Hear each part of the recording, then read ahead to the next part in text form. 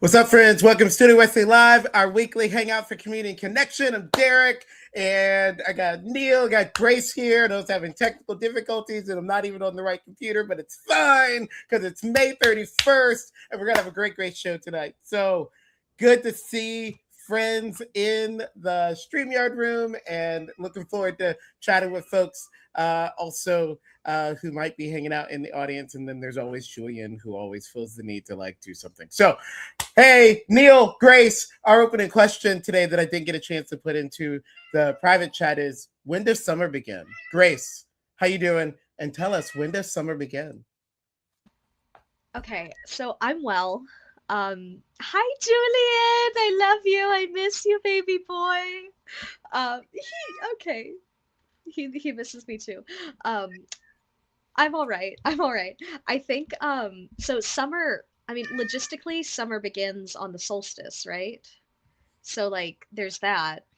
Um, but I think for me ritually there's become this kind of fun moment when summer begins. One, like just like when school lets out, summer as a state of being Mm-hmm. Mm-hmm. begins. But also, I've gotten to this fun little like ritual where like when I drive to Lakeland for annual conference, like that feels like summer because I get Mm. to go to Florida and the humidity welcomes me and hugs me both outside my body and inside my lungs. Wow. And like I don't know, I miss it. So like that's something where I'm like, yay, like especially since I've been away from my home state for so long, like whenever I go back during the hot weather, like it feels like summer begins. And I was there a couple weeks ago, so like that felt like the beginning of summer for me. Um, it's whenever the Florida humidity tells me that it's summer is when it's summer. My God. I picked a question because this question is eliciting so many, eliciting is not the right word. It is bringing up so many feelings for me. But I appreciate your response, Grace. It is good to see you. Neil, how you doing? When does summer begin? Doing quite good. Quick aside, Grace, the way you said Julian reminded me of Mort from Madagascar, which I know was a stem of yours for a little bit. Um, King Julian! yep, there it is. Um, so if we go by like ancient traditions of when summer begins, when we divided up the year into four parts, technically it began May 1st, which is Beltane. Um, however, the way Florida like weather works is that it's always kind of hot except for the couple months of the year where we get the sweet bliss where it isn't. um but Couple. then Couple as in more than one, as in like a full. Keep I don't going. know, man, it's Go like, ahead, Neil. Keep going. like Well, It's parts fine. of December and January, like, there was some niceness in those periods. But yeah, I think, and I was looking in the chat at what Ashworth said. It's already the wet season. Like we've already got the rains coming down. You know what I mean? So I think whenever the sneezing kind of like when sneezing levels go down and rain levels go up, I think that kind of inverse relationship, once it passes that sort of equilibrium point, that is when summer begins. But other than that, I'll just say it begins May 1st, which makes me think, oh yeah, it's been summer this whole time. So thank you for that, Neil. I asked that question as the opening question because it was asked of me this past week. And I was like, my first answer was, it's not summer until after annual conference. Like, because it just, I mean, that's just the calendar that I live by. And then I remembered after I walked away from the conversation why they were asking me. They were asking me because they know me as a campus minister. And when does summer A begin? In May. And I was like, oh, wow, what has happened to me? And then I was wondering, like, did it happen to everybody else, or and that kind of transitions and all of that beautiful stuff. Yeah, yeah. Summer begins when school gets out. I mean, to be completely honest, summer begins the moment that the high is more than 71 degrees where I am.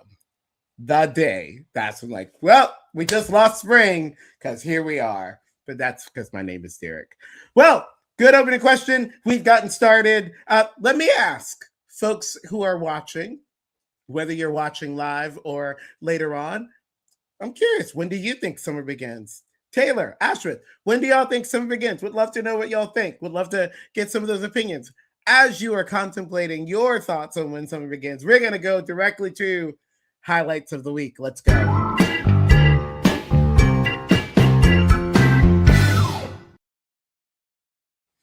Highlight of the week is our regular segment where each of the members of the panel are going to share a highlight that they want to share with the Studio Wesley universe, something from neighborhood to nations, even as our friends who are in the comments are sharing some things themselves. So we're going to start with my friend Neil, and then we're going to go to Grace, and then we're going to come back to Derek. So Neil, what's your highlight this week?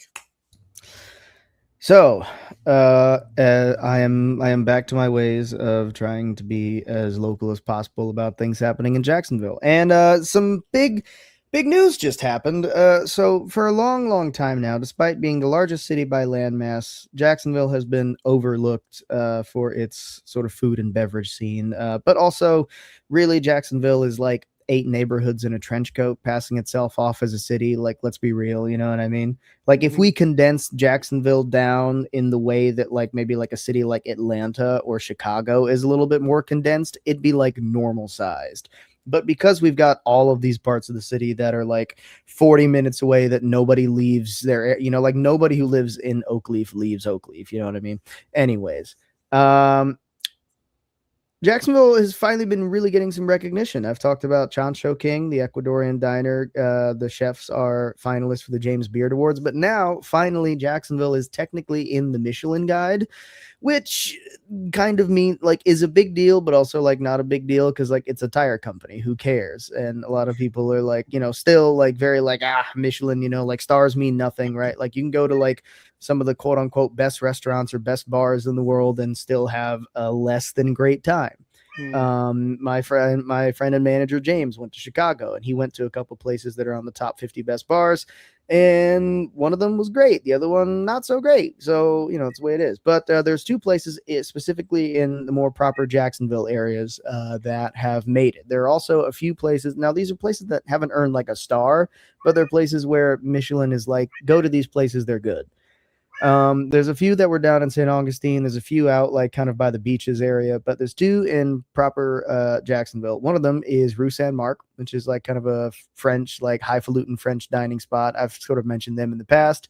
And the other one is the Bearded Pig, which has the distinction of being the only barbecue place, I think, in Florida to be in the Michelin Guide right now. Which is, you know, like kind of crazy. I mean, normally you think like Michelin restaurants are like highfalutin things, but no, a really awesome local barbecue chain. I say it's a chain. They have, I think, 2 locations. So yeah, it's pretty cool, pretty fun. Solid. You know, it feels pretty cool to be able to say that I've been to both of those restaurants. Yeah, really cool. And you know, it's good to just be able to say like, we did something as a city. Like, yeah, we didn't do it as a city, but like we can sort of like kind of vicariously own Rue Saint Marc and also Bearded Pig. Like, we did something. Like, let's go. We did something. So I appreciate this highlight, and I'm even thinking about getting some wings from Bearded Pig. I don't think they're open on Sundays though. So no, they are. They get mad busy though, but they close early, so they get hit with like that brunch rush. Yeah. Neil, thanks for that highlight. Grace, what's your highlight this week? Yeah, I love my highlight this week. We are on like, this is a vocal stim week for me because we got like King Julian, and then I said I love, and I was so tempted to say I love my suitcase. If anybody knows that one, sound off in the comments. Julian knows it. I don't know that one. It's okay. I'll send it to you, Derek. It's okay. Oh, Derek, you're in for it. I'm here for it. I am committed to making sure that you are not chopped. And because of that, I'm going to send you I like my suitcase. Okay, please do. On top of the whole list of things that I've committed myself to. So, totally. Just waiting. But Derek commits to not being chopped. I don't even know what that means, Grace, by the way. Like, I don't want you to be chopped. Like, what? Like, that's fine. I'm gonna be 46 Yes. in like weeks, so like I don't need to know what it means. I'm guessing you're looking out for me culturally, and I appreciate it. Grace, your highlight this week before Julian Yes. screams again. So my highlight today, it's a little bit delayed, but since we didn't meet last week, it's still in time, and there's never a wrong time to celebrate this because um, those of you who grew up on CCM, especially like 90s, 2000s, CCM might be familiar with the Avalon hit, For as long as I shall live, I will testify to love. Um, oh, I love it so much. I love it so much. But some folks from Avalon re-recorded it. So Ty Herndon and Michael Passions specifically, and then they also had Melissa Green in it. Um, the three of them re-recorded it, and it's just so. It's one of those moments where it's like, wow, even in the middle of all of the like exclusionary, I would say like nasty behavior of Christianity has to look exactly like this. You get these beautiful pieces of music, you get these beautiful commentaries on what it means to show up and love each other and to testify to love, not just like loving each other, right? But like God as love, the Trinity as love. And so it's also really significant. And I don't have every single fact in this, so I would also suggest for listeners and viewers to look at Michael Passions did an interview on a podcast over the past couple months. Um, but he was, if I remember right, was kicked out of Avalon at some point because they wanted him to go to conversion therapy, and he was like, "I'm not doing that." Um, and like this was in the early 2000s, so especially like conversion therapy is horrible all the time in my opinion. But especially like in that time when it was not legal in the United States to be gay and married and all of these things. And so it's just it is so healing to so many souls to get to hear this song re-recorded in a queer way, because it's been a queer anthem and it's been a Christian anthem, and now canon it is, and it's It's just it's beautiful. it's canon for sure. I need you to understand that while I appreciate the song and what it means right now, it's actually not one of my favorite songs. No, that's okay. It doesn't have to be. And when it came out, I was like, I gotta listen. I gotta give them a Spotify listen. Like, if I'm gonna give Yeah. Hillsong all these listens on the regular, just cause, like, I should give Yeah. Testify to Love a listen. Like, I owe it to them as a fellow queer person, fellow queer Christian, to give them at least one listen. And I have to say, it's not, but I have to say, I think I even want to sing it in church during Yes, Pride Month. I know. I we mean, should.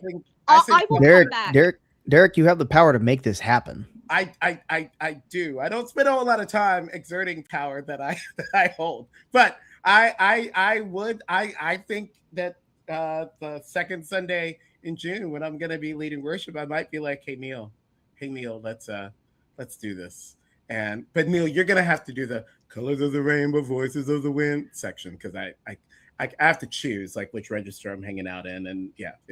So We'll make it work. we'll rehearse. It'll be beautiful. Anyways, yes, Grace, great highlight. Did you have? I felt like I might have cut you off. Anything else you wanted to say? So the one thing that I was gonna say, let me join worship that week, please. But also, what gets me is I kind of like how the old one sounds because it sounds dated. Like you can tell it came out when it did, and this Yes. one you can tell it came out in 2026. But you know, Yeah. ethics and stuff. And one of the reasons that it's not my favorites because we like at the church that I was at the time, like we sang it all the time, and I was just like, "What are we even doing, guys? Like, what are we doing?" But yeah, Taylor is spot on. Yeah, I'll make sure that you know that if we end up doing Testify to Love, I mean, they can also sing it without me. That's the power that Shauna and team have. They can just do things without me. And I just get to church and find out, oh, we're singing Testify to Love this Sunday. Great. No, I'll leave if you're not there. I'll leave. Oh, I'll don't quit. do that. Don't do that, Neil. Don't do We'll that. go on strike. We'll unionize. Grace, thanks for that highlight. I want to acknowledge that Ashrith and Taylor have answered my opening question. Thank you, friends. Just want to acknowledge that I heard them say that tomorrow would be the beginning of summer for Ashrith. And Taylor said when school gets out and after annual conference, even though it feels like summer. But again, this is where I'm like, it always feels like summer. So I just feel like this designation of when is summer is kind of arbitrary. But thanks for those responses. I'll now go to my highlight this week. And my highlight this week pings to my last highlight that I was preempting the Pope releasing an encyclical about AI. And the Pope did release an encyclical, not just about AI, about a lot of things. And it's called, oh my gosh, how did I now just forget the name of it? Thank you. Magnifica Humanitas. Humanitas? I guess that is it. I've only seen it in like all caps. So it like looks weird when it's not all in all caps. But yes, friends, I want to submit this encyclical, which is like a pastoral letter. Well, really it's a papal letter because the Pope is like the pastor of pastors of pastors of pastors. So this papal letter, thank you, Michael. We see you. We appreciate you. Came out on Memorial Day for us, and I am going through it slowly, my friends. 42,000 words. I am on paragraph 40 at the moment because I didn't bring it with me to DC. So I'll pick back up later this evening, but I'm going super slowly. He definitely talks about artificial intelligence, but at the beginning of it, he gives this whole sort of understanding of Catholic social teaching and Catholic interaction with the world. And one of the things I just appreciate is that what Pope Leo is doing for us. He's helping us understand what it means to be a church that's engaged in the actual world, what it means to be a church that actually gets into the conversation and often the debate that is happening within our world. And as a Christian who is also Catholic adjacent, United Methodist for sure, Catholic adjacent, I so appreciate this. And I'm not sure it's even about agreeing with the whole thing. Like, I'm not even at that point. Like, I've not even read it for like, do I agree or disagree? I'm reading it right now just to receive what Pope Leo is offering to the world and to receive it as gift, receive it as help. And so I want to submit, most of you are not taking classes this summer. Some of you have graduated from seminary and some of you aren't doing as much schooling as you had been. I think you should take some time this summer to read 42,000 words from Pope Leo. I think you'd appreciate it. I think you'd like. I might even call a few Studio Wesley gatherings online to discuss chapters of the encyclical because it's so good, even though I'm only 40 paragraphs in. It's so good. So, yes. Love this highlight. So glad I got to bring this highlight. So glad that nobody else brought the highlight because I really, really thought somebody else might be like, I know Derek wants to bring the Catholic highlight to the table, but can I also just say Catholics are winning. Catholics are winning, y'all. Catholics are so winning. It's a whole thing. We can talk about it later. Okay, highlights of the week. So good. Thanks everybody for participating. Just trying to see if there's any comment. Okay, great. Michael, I think we need to go to announcements because I actually have one. Let's go to announcements.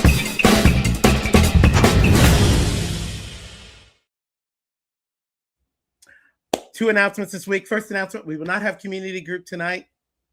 I know. We won't have community group tonight. The next time we will have community group will actually be, wait for it, June 14th. On June 14th, we will have our next community group, not community night, community group in Zoom. So be paying attention. So we won't meet next week. We will meet June 14th. It's going to be great. I'm excited about it. More info coming. So with that, I think those are my two announcements. No community group tonight. Next community group, June 14th, 6:45 p.m. It's going to be great. Next 2 weeks. Yeah. Ashford, we'll be okay. We'll be okay. Beautiful. All right. I think it's now time for story time. Is that what we're doing?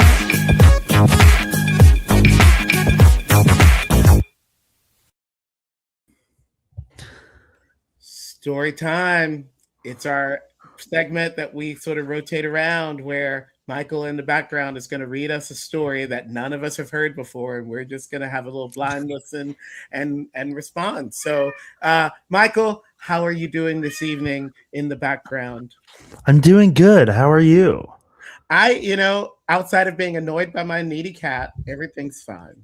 And There, even then, is that what I'm complaining about? I've got a needy cat. Wow. Julian, baby, don't listen to him. We love you. Julia Don't just listen wants to to be him. involved. Oh Yeah. no, Derek is too loved by his cat. I Oh know, no, right? he's too he wants so much attention from him because he likes you. It's so. Can we not do that? That actually, I felt that, and I have not brought that to my therapist yet. So Wow, I am Derek, uncomfortable right now. how dare you act this way about your cat? Boo. Oh no. Okay, I'm going to tell this very quick story because it's Studio Wesley Live and we're live. So I'm listening to this podcast right now, and it's like getting underneath my skin because it's like getting at like the negative self-talk. And they're like, yeah, man, it's not just enough to like deal with your self-talk because like resisting negative self-talk just keeps you bound to it. So you have to actually do these other tools. And I like almost cut off the podcast when they were like about to dive into the other tools. So I was like, I think I like my negative self-talk. I think I'm just gonna hang out here. I think it's fine. It's fine. Okay, down to my story time. Michael, it's now your story time. Go for it.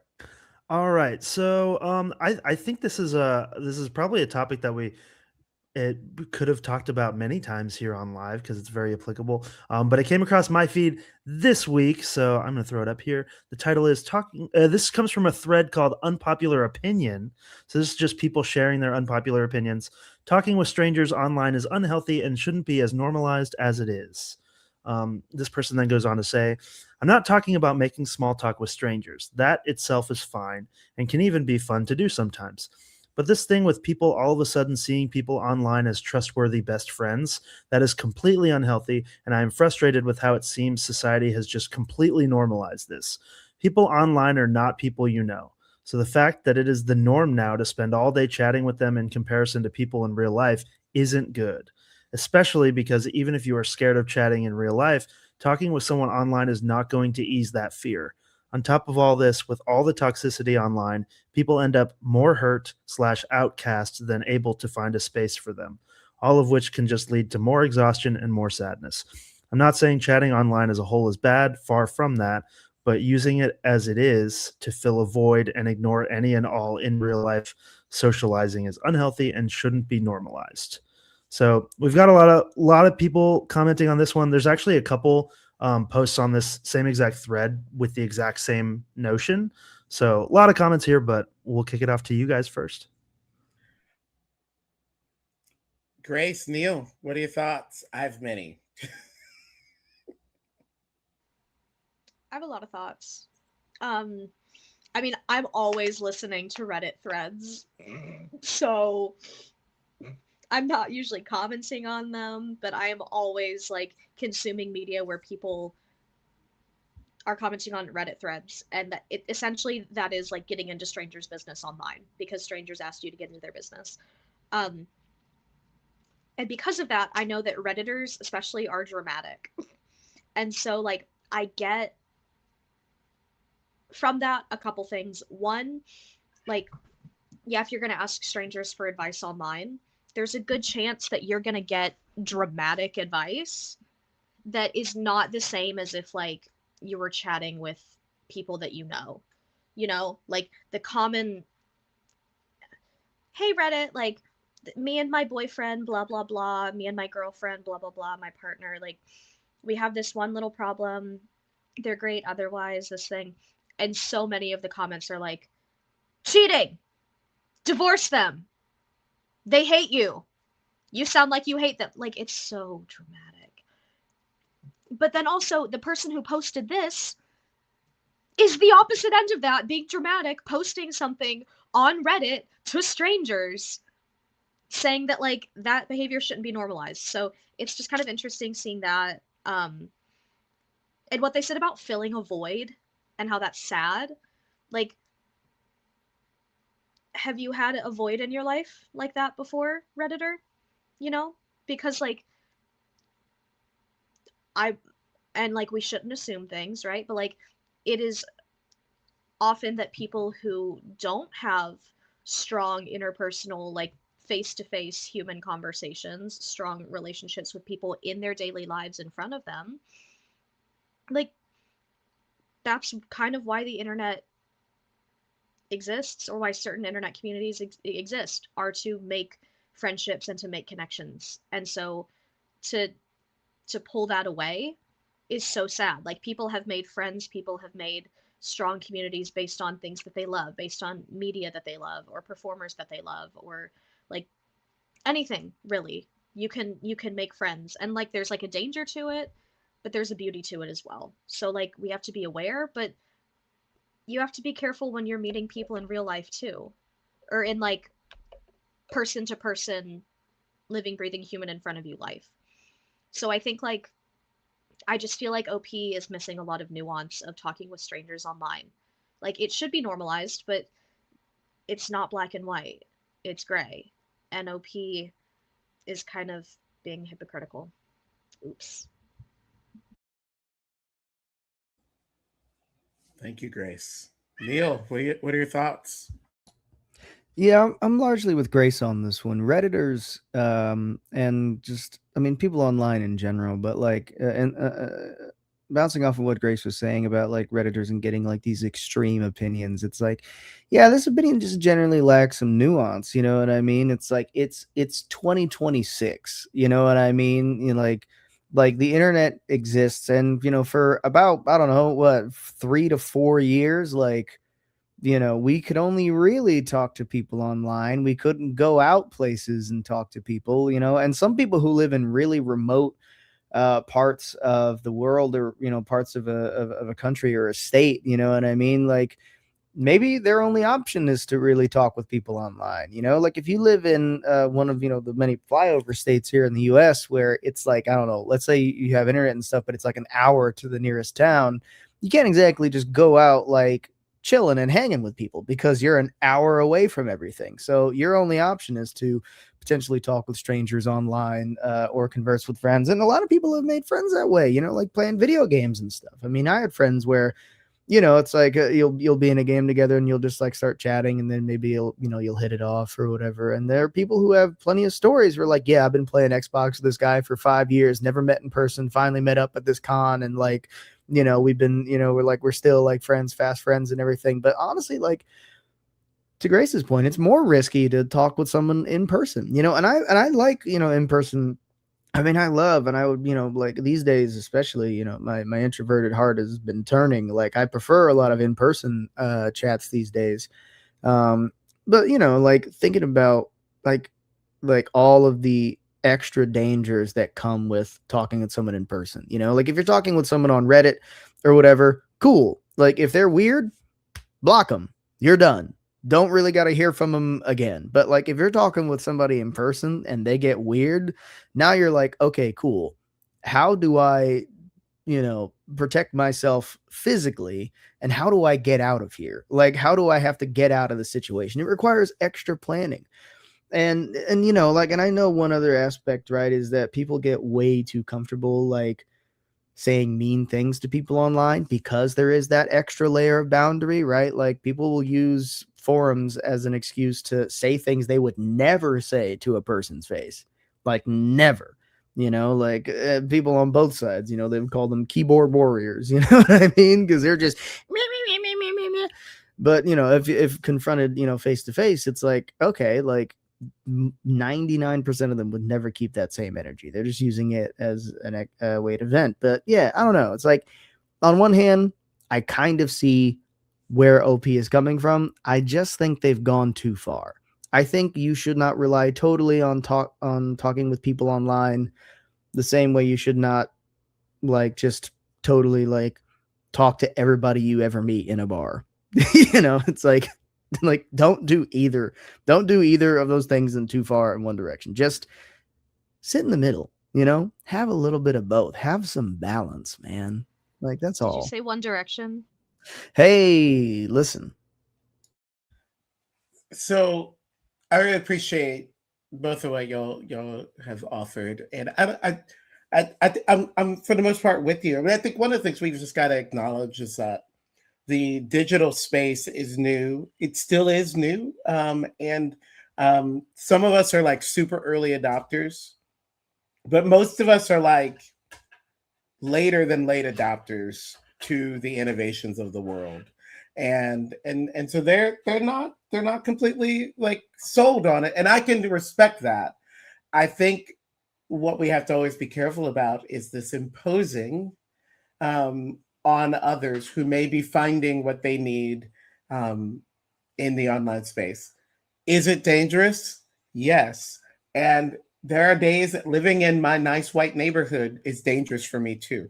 Like, this is the world, beautiful and terrible. Like, and so, yes, like it's dangerous. And so, yes, be smart about it, but be smart about the date that you're going to go on with a person that you've known for 20 years who just all of a sudden overnight snaps and is a different person. Like, welcome to life. And I do think that there is this posture that the online space gives us when it comes to opinions, where somehow we think that because more people can see it, that gives it validity. And I appreciate the help, OP. I'm good. Thank you. Thank you for your opinion. It's an opinion. Thank you for that. And let me know how your life goes not engaging in relationships online. Let me know how your circle continues to either expand or shrink as a result of deciding I'm not going to do online relationships. I'm going to tell you that like there are people in my life who are in my life because the internet exists. And if the internet did not exist, I don't know how they could be in my life. And I am grateful. So I think we're all agreed. I don't think there's any like disagreements here. Anybody want to add anything before we move on to our soul check? I've got a couple comments I was going to read if please. wants. Yeah. And I think and a lot of them are in alignment with kind of everything we've said already. So and this post was 6 hours ago, so it's pretty fresh too. So these comments are current takes. Okay, Studio Wesley live. Okay. So we've got one comment that says, I think you're just delusional. Many people got married and even made best friends with random people online whom they've traveled to a different country just to meet them. It's all about curating the ones you like. This person, contrasting opinion, people put masks on all the time, whether they are online or not. Knowing someone in person might give you some more insight into who they are, assuming that the person exposes those areas of their life, but even they can be curated.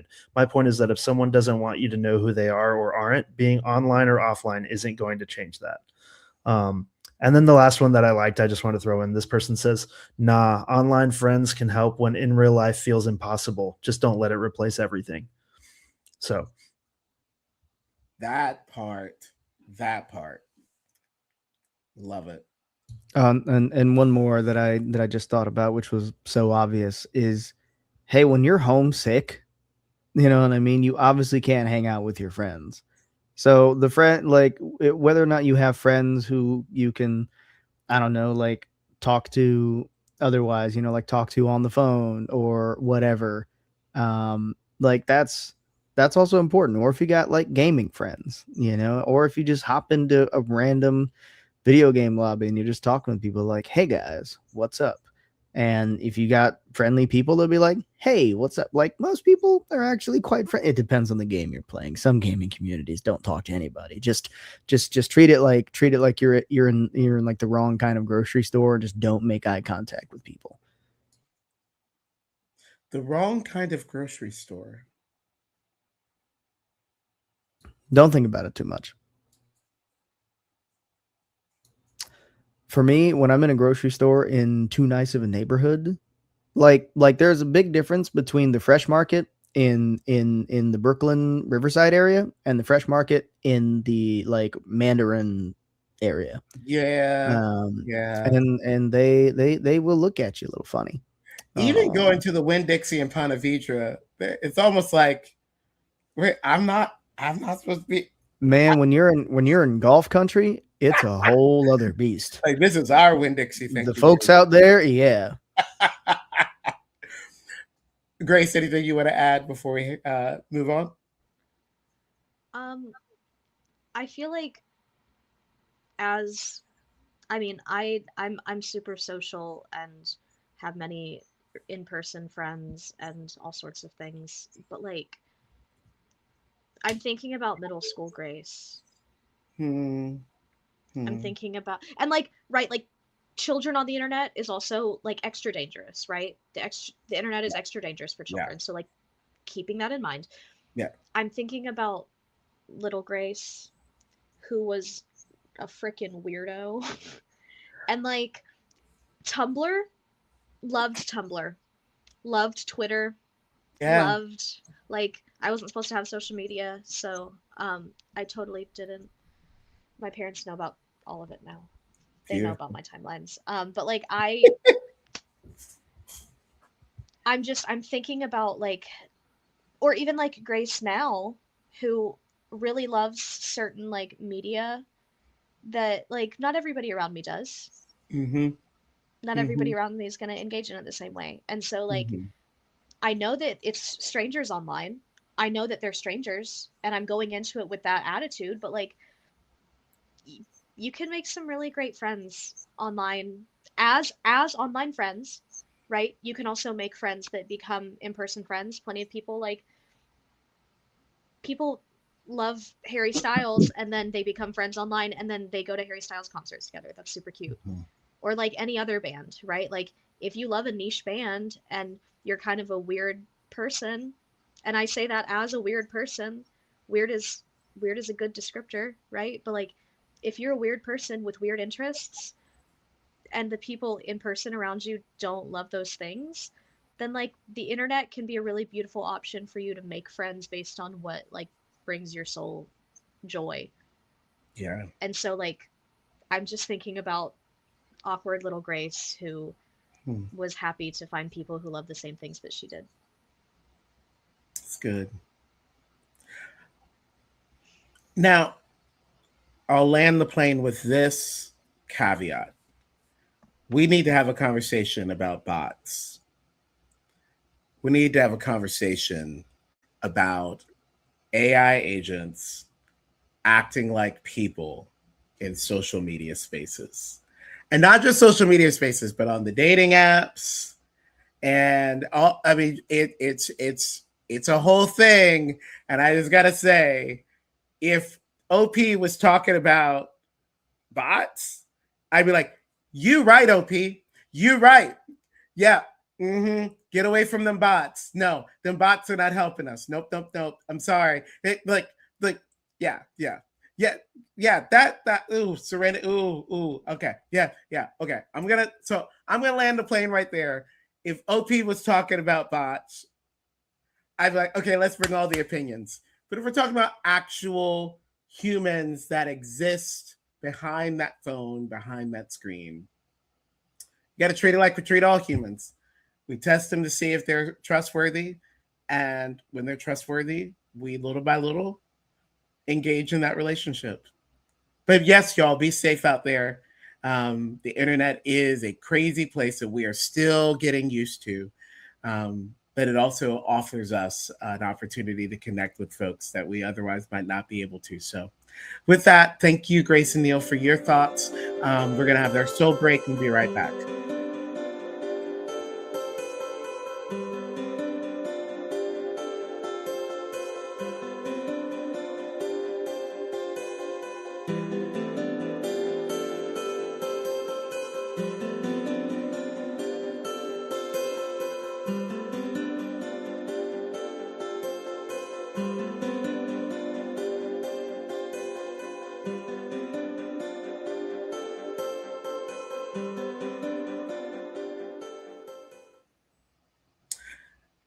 It's been a good Studio Wesley Live, and really grateful for Neil and Grace being a part of it. Thanks for Ashworth and Taylor hanging out in the comments, and others who may have watched live or maybe watching later.